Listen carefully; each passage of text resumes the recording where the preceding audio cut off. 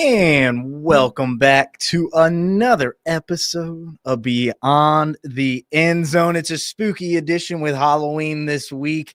Obviously, we got a lot to talk about in the sports world. Your New Orleans Saints, they have a new starting quarterback. We'll break that down in just a second. Talk about who's the guy behind center now. I imagine a lot of y'all already know.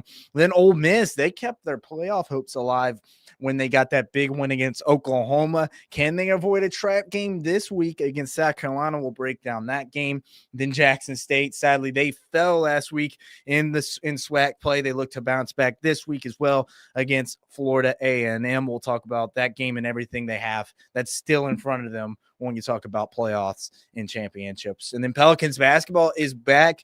Have not looked incredible so far, but we'll kind of talk about what they've done so far this season. They had another loss last night. It was a tough loss to the Denver Nuggets. Then the World Series, we are already at Game 6. Last night we had Game 5.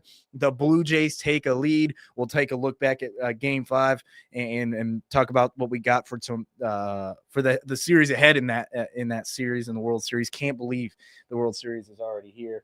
Then, of course, we got our game picks and our game of the week. But first, we got to get into some breaking news, and we do have to start on a tough note. We had some breaking news yesterday out there in Hattiesburg. We had Janice Felder. She sadly passed away, the Lady Eagles legend. Once again, Janice Felder, she passed away yesterday. Felder helped Southern Miss women's basketball build a profile on the national stage in her 4 years as a Lady Eagle under Coach K. James.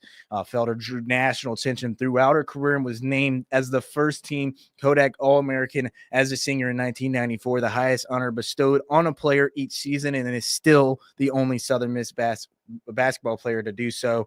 A member of the Southern Miss M Club Hall of Fame, Southern Miss Legends Club, 4-time All-Metro Conference team selection, 1991 Metro Conference Rookie of the Year. It goes on and on and on. But we did want to send our best wishes to their family and all those impacted, as well as the Southern Miss community. I am a grad. I knew about Miss Janice Felder in the situation she was in when I was at after I left, but we knew about her when we were covering women's basketball and her name's and face being all over the facilities there. So we just wanted to send our best wishes to them, and we have them in our hearts, and obviously the Southern Miss community as well. I have y'all in my hearts. All right, let's move on to another big announcement that was made earlier this week.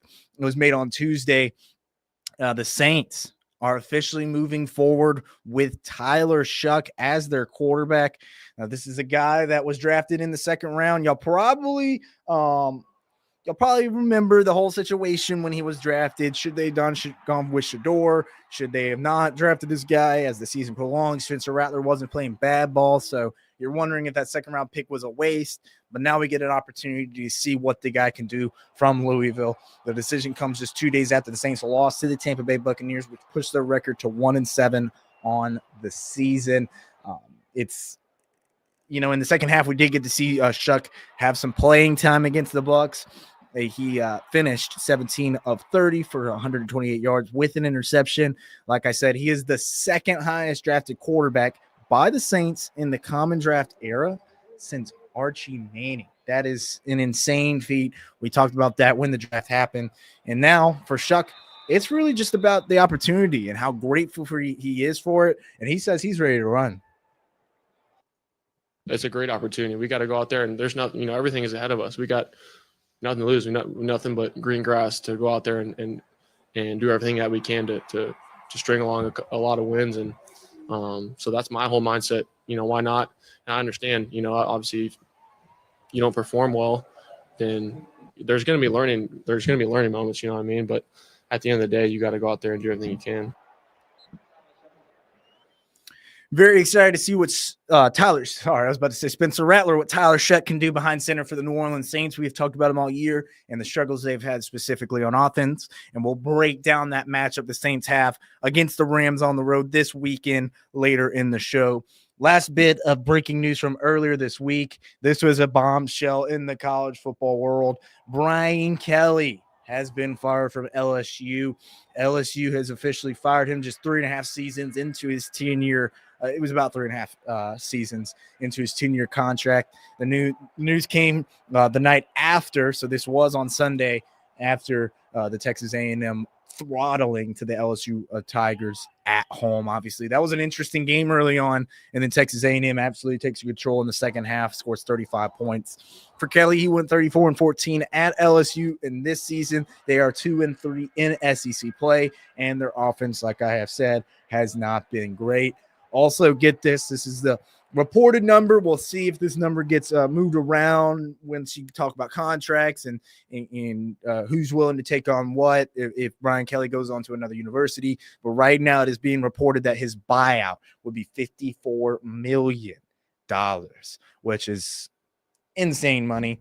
Jeff Landry, the governor out there in Louisiana, went on Pat McAfee earlier today and talked about the situation and what that process is going to look like. He's drawing a lot of headlines from what he's been saying about how athletic directors not going to make this decision. So very interesting to see how this all plays out. Obviously, a name right here in the state is being rumored to go there with Lane Kiffin. I doubt we see that, but it is conversation topics. Obviously, when a big job comes open and when you're Lane and you're doing what you're doing out there in Ole Miss, it's hard not to draw some attention. And he actually acknowledged that before the game against Oklahoma, talking about that's not what I'm here for. And this is honestly a testament to where we are as a university and where we stand right now.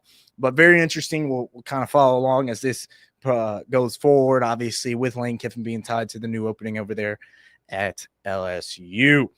All right, now it is time for your game of the week preview. What a game we have for you, ladies and gentlemen.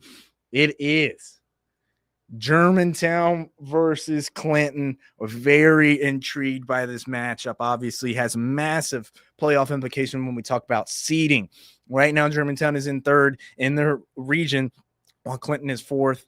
Clinton has a 1-2 division region record, while Germantown has a 2-1. So big time game when you talk about where these teams will land when it comes to the playoffs in just a couple of weeks. Germantown, we've talked about how elite they have been and really what they've done all season, with offense, kind of finding their footing early on. It was a little bit of a tough start, but man, they've gotten some big wins under their belt. Obviously recently haven't been able to win every single game, but they've been playing some good ball. Clinton here on your screen right now. Very interesting team, right? Coming into the year, they beat a Brandon team. They look really good. Everyone's starting to put them on their radar. Have a couple of tougher games where that don't really go in their favor. And they sit where they sit right now. But this is going to be a very, very intriguing game. Obviously, on your screen right now, the Madison Central Germantown game from last week. That was a amazing game. Germantown makes the comeback in that one, but very, very excited for this game of the week. Obviously, we're coming to the end of the season. I'm very excited. So tune in on Friday at 10 p.m. for your Endzone show to find out the final in this one, as well as many more games. We'll have about 9 to 10 games on our slate this week, so it should be a fun one. All right, let's now get into some college football previews, and we have your Ole Miss Rebels. They are taking on the South Carolina Gamecocks in a massive game, massive possible trap game for the Ole Miss Rebels. Obviously, these past 2 weeks have been interesting for the Rebels. We talked about it coming into the Georgia game. You know, this 2-game stretch between Georgia and Oklahoma for Ole Miss was kind of their make and break of the season, right? You're coming into those games undefeated, right? Putting yourself in an incredible position to set yourself up for the playoffs. Obviously, the Georgia game goes the ways it goes. We've talked about, the fourth quarter, fall off and just how it all played out in the end of that game. But then you come into the game against Oklahoma, nearly the exact same situation going to the fourth quarter. You have a lead. You have an opportunity to close this game out and just put it to bed and prove that you are one of the top 10 teams in the country. And guess what they do? They go out there and shut the door on South Carolina. What an incredible against Oklahoma. Now they get South Carolina this week. It was an incredible game last week. Very intrigued by that matchup coming into it. And now going into this one, we saw what South Carolina did last week against Alabama. This is a SEC team. They can compete with anybody. They've got an incredible quarterback with unbelievable athleticism and just skill set. When you watch Lenore Sellers play, it's just mind-boggling the things he can do.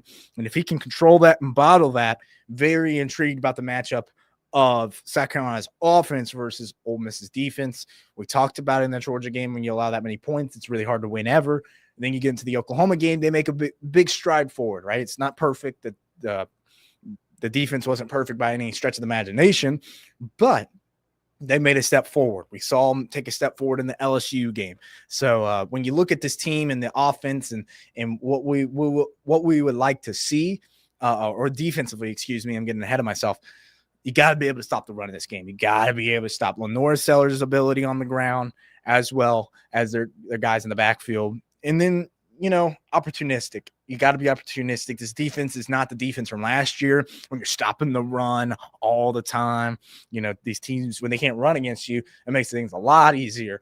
And that's just not the case. It's not the same defense. We know about the talent that they lost. So now, can they find a way to be more opportunistic? Win the turnover battle. We've heard that from Lane Kiffin all year about the importance of the turnover battle with this team. If they can start being opportunistic, especially in this game, that could get this defense rolling right when they need to. Very, very excited about this game. All right, now let's move on to Mississippi State. Obviously, Mississippi State could not pull off the win against Texas last week. This was a brutal game for my Bulldog fans. I'm sorry how this one ended. Everything was pointing in the correct direction. They came out great. Offense was looking real good.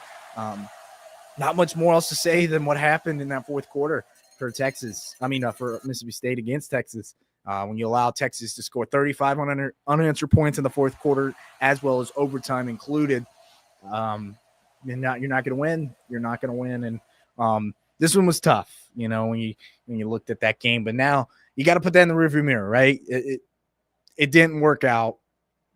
That game just didn't play in your favor. You weren't able to close. But guess what? It's over. So you got to move on. And now they get an Arkansas team, another team without their head coach from the start of the season, and Sam Pittman. And they're going to be wanting to get this one. They're going to want this one. Mississippi State is desperate for an SEC win. We've hit on it 1,000 times. It's been over 2 years now since their last SEC win. They're going against a Razorbacks offense that is very good. Defensively, we've seen their struggles, especially against an Ole Miss we saw earlier this year. So defensively, we know where Arkansas's flaws are, but offensively, this team can put points on the board. And Mississippi State, for them, they can protect the Blake Shapen. I know I sound like a broken record every week. Protect Blake Shapen, protect him. But that is where this team is. If they can run the ball like they do with the Booth, Bothwell should be getting back. You got to be able to put points on the board against this Arkansas team. You got to. I'm confident that Mississippi State will have the ability to put points on the board pretty easily against this Arkansas defense, but man, this is another, when you looked at the schedule, there were certain games for Mississippi State they had an opportunity to win and they couldn't pull it off in SEC. You're getting to the point of the year for Mississippi State where these games are getting far and few in between when it comes to opportunities to win in the SEC. This one on the road puts a little bit of extra, difficulty into the game for Mississippi State for the Bulldogs. But I like their odds in this game. I like how the offense looked against Texas for most of the game, for 3 quarters. So very, very intriguing matchup. Now to your Jackson State Tigers. And now this is a team also looking to bounce back. Obviously, it was a tough one last week when they lost to Grambling State out there at Las Vegas. It was an entertaining game, to say the least. Competitive early on, coming out of the half. Grambling State takes a nice control of the game. Then Jackson State, a team that does not quit. They would not go away easy. Obviously, the big storyline in this game, or the game against Grambling, was Jacoby Morgan being injured. He was in a boot, according to head coach T.C. Taylor after the game, or actually on Monday yesterday, he was in a boot. He said after the game he was in a boot. On Monday, he said he was being evaluated, and we will know soon whether or not he will be starting against Florida A&M out there in Tallahassee. So that is something that we will update you on as that develops. But when you look at this Jackson State team, right, they're in full control of their destiny. That's a game that you really don't want to lose to Grambling State. Obviously, you don't want to lose any game, but everything is still in front of them, right? Everything is still in front for Jackson State, an opportunity to go into the SWAC championship and everything else that comes after that. Everything is still in front of them. That's a game that you really couldn't lose. You could, but you didn't want to, obviously. Now, you look where they are now. There's an opportunity here. If you go run the table here, Jackson State's right back in it. So I know it was a tough one, especially the way it ended and how it played out. I was watching it. I was glued. I was rooting for the Tigers, obviously covering them, but I was hoping they could pull that one off out there in Vegas. Couldn't quite, but now they get another opportunity. Florida A&M. This is a big game for the Tigers. All right, let's keep this thing rolling to your New Orleans Saints. And we talked about it. We talked about Tyler Shough getting the start. Now they got to go against the Los Angeles Rams on the road, who are playing as good a football as anyone in the league. And that is not an understatement, ladies and gentlemen. This Rams team can do quite literally anything they want on offense, and their defensive line is special. Now you're facing a Saints team that is coming in here with a backup quarterback, or not backup, I guess, anymore. He is the starter for the remainder of the year, but you're coming in with a rookie quarterback, rather, I should say. Very, very intriguing matchup here when it comes to how do the Saints respond? Does the Shough starting give a little bit of a boost to the team? Are they going to be more amped up to come into this game and try and pull off the big upset against a really good Rams team? Puka Nacua up in the air. Actually, I will find out right now, because that's a very big piece. Puka Nacua missed last week. Will he be back this week? I will get that answer to you in just a sec. He is still listed as questionable. He was limited in practice on Wednesday. So Puka Nacua, that is a massive piece to the Rams puzzle. Obviously, they still have a Devontae Adams. They still have Tutu Atwell. They still have Kyron Williams in the backfield, Blake Corum. Obviously, Matthew Stafford is still spinning the pill better than anybody in the league. At his age, it is unbelievable. So tough game for the Saints. Not going to be an easy one, but with Shough coming in here, it should be an interesting one for the Saints to try and not fall to 1-8. It's not been a great year. You're starting to get into the conversations of first pick. That's never fun. So hopefully the Saints can bounce back and get into the win column and pull off the massive upset. You're going to see that spread in just a second in this game. It is crazy. That makes sense, though, with a rookie quarterback, second-round rookie quarterback coming in to start. All right, let's keep this thing rolling so we can get to our game picks. Obviously, we got our New Orleans Pelicans, who have not started the season well at all. They are 0-4, on the season. Has not been a pretty start for our Pelicans. That first game was very good against the Grizzlies. They would go on to blow the lead, sadly, in that game. I was watching that game very tightly. But, the They lose that game by 6. They lose by 4 to the Spurs in overtime. We've seen what Wemby's done this season. You lose to the Celtics. That's the Celtics' only win on the season, I do believe, yes. And you lose bad, and then you lose bad to the Denver Nuggets. So you gave up 122 in the last 2 games. That can't happen on defense. We're starting to see Zion come out a little bit more. It wasn't his best game last night, but he has been dealing with a slight injury. Hopefully that is nothing that lingers. But not the best start for the Pelicans. 0-4 on the season. Their next matchup is tomorrow night at 9:30 against it's the start of the NBA Cup, I believe. Yes, NBA Cup is getting started already. Group play, jeez. Excuse me, they're playing the Clippers tomorrow. Let me get past that. All right, we got to keep this thing rolling, ladies and gentlemen. World Series. Oh man, I crammed too much into this show, I believe. We're going to just talk about this one real quick here. The Dodgers, they go down now 3-2 in this series against the Blue Jays. Unbelievable series so far. What Shohei Ohtani has done, what we've seen from Vladdy, it's just been unbelievable. The opposites, of these two teams is pretty remarkable in my opinion. When you look at how the Dodgers are built, right? When we talk about the Dodgers, all this money, all these superstars, but then you see Vladdy do what he does right there with the home run. The Blue Jays play a certain brand of baseball that some might call boring. I say it's good baseball. And that's baseball I like to watch. It's really special to see them be able to play small ball, singles, doubles, maybe a home run here by Vlad. Vladdy's really the only true power hitter on this team who has showed up consistently.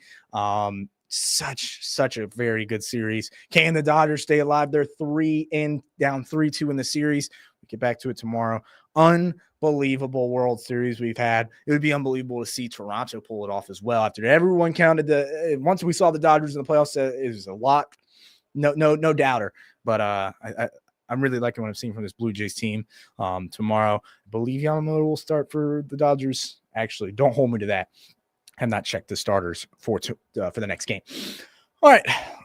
We made it through. We're getting to the Kane picks. Obviously, we are running out of time, so we're going to have to fly through these as always, but let's do it. We get started with your Ole Miss Rebels. They are taking on South Carolina, 12.5-point favorites for the Rebels, 55.5 over under. Ole Miss is going to handle their business, avoid the trap game here, and cover and win. I think that's a good win. This is a 6 o'clock kickoff. We do got some late games this Saturday for our teams. Mississippi State, so make that clear. Ole Miss wins. All right. Let's not talk about Mississippi State, Arkansas. Arkansas is a 4.5-point favorite at home against the Bulldogs. 67.5 over under. That is a lot of points, ladies and gentlemen. Like I said, Arkansas's offense is great. Mississippi State's offense has been looking much better.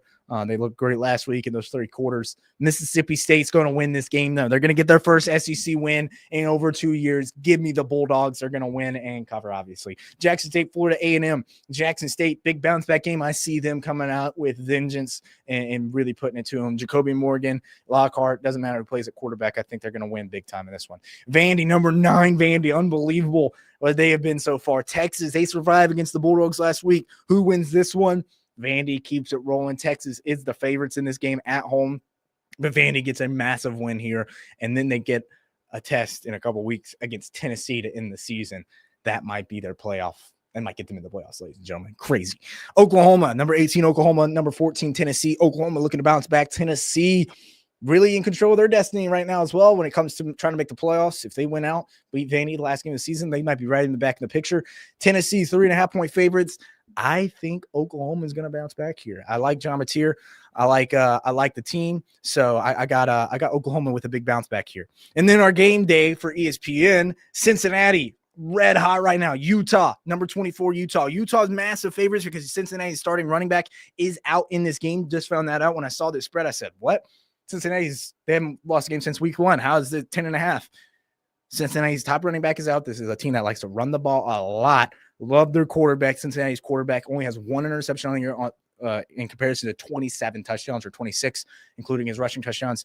Might not be on the spot there. But Cincinnati, without their leading rusher, I think they cover. Winning, I'm not sold on this Utah team. Give me Cincinnati. I don't care. Give me Cincinnati. All right.